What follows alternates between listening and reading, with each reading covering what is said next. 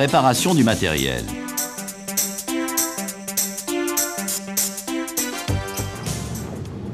Une aire de réception plane et propre est préparée. La capacité de la grue et la résistance des points d'accrochage déterminent le nombre de panneaux à lever. En règle générale, 3 panneaux. Il est impératif de respecter les points d'accrochage préconisés par le constructeur.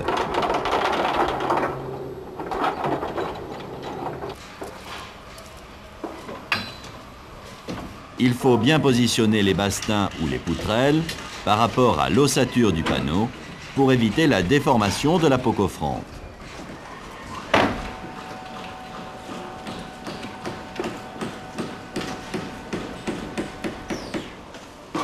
Voici un colis de banche posé sur les bastings. Les bastings dépassent.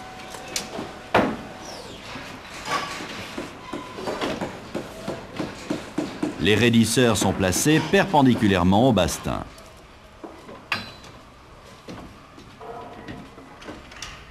Le calage protège la peau coffrante des aspérités du sol.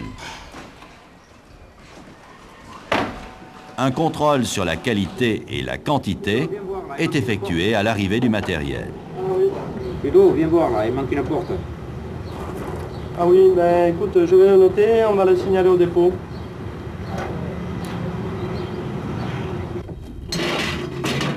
Chaque type de matériel est monté conformément à la notice de montage du constructeur. Avant chaque utilisation, il faut s'assurer que le matériel est complet et en bon état.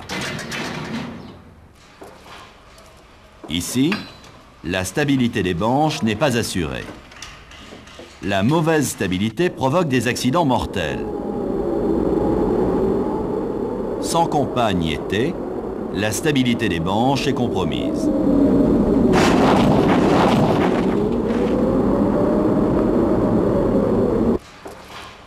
Des chocs accidentels peuvent également provoquer la chute d'une banche non stabilisée.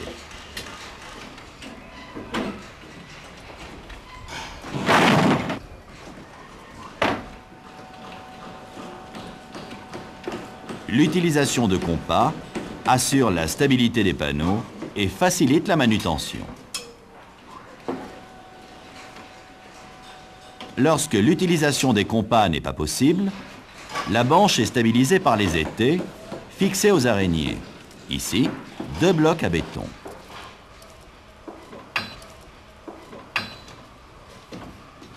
Ce train de 2 banches est stabilisé par 2 étais.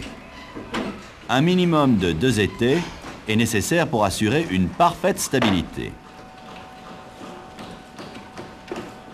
2 blocs à béton sont nécessaires pour stabiliser une banche isolée.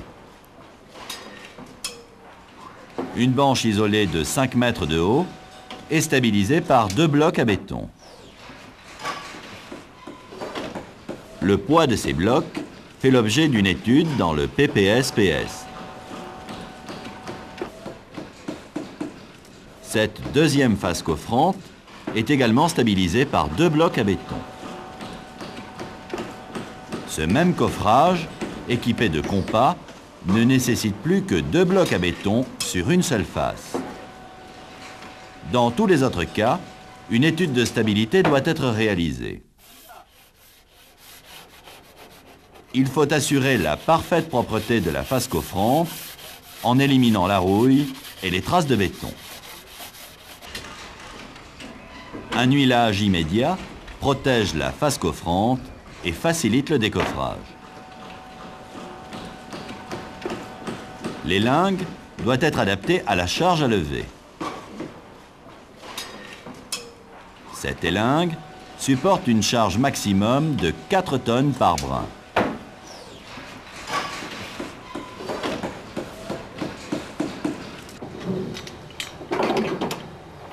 Pour lever la banche, on utilise les points d'élingage prévus par le constructeur. Une élingue peine davantage si ses extrémités sont très éloignées. Voici une charge soulevées par 2 élingues verticales. Les élingues ont une force admissible de 2,5 tonnes par brin. Dans ce cas, les élingues soulèvent 5 tonnes.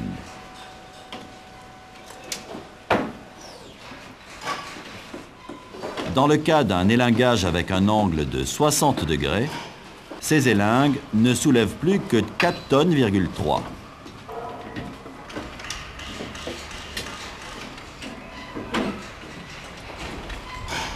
Avec un angle de 90 degrés, ces élingues ne soulèvent plus que 3,5 tonnes. Cet angle est une limite à ne pas dépasser. Le levage idéal se situe dans la zone qui ne dépasse pas 60 degrés. Ici, la zone en vert. Voici une charge avec 2 anneaux. Pour déterminer l'angle de 60 degrés, l'écartement entre les 2 points d'accrochage ne doit pas être supérieur à la longueur de l'élingue. Lors d'une manutention d'un train de banche avec compas, il est nécessaire d'utiliser les palonniers. Ils ne doivent pas être parallèles, mais perpendiculaires aux faces coffrantes.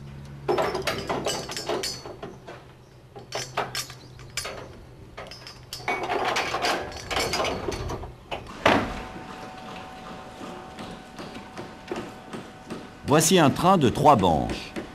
Le choix des points d'accrochage respecte l'angle de 60 degrés de la charge. Avant d'élinguer les banches, il faut s'assurer que la zone de réception est préparée. Monte. Monte. Monte. Vas-y, monte. Il est interdit de stationner sous une charge. C'est bon, tu peux y aller. L'utilisation des cordes facilite la réception et devient indispensable dès la présence du vent.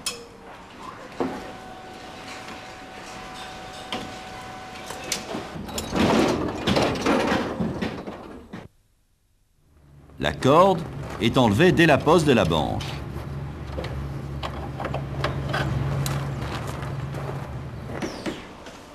À la fin du chantier, le matériel est préparé pour le repli.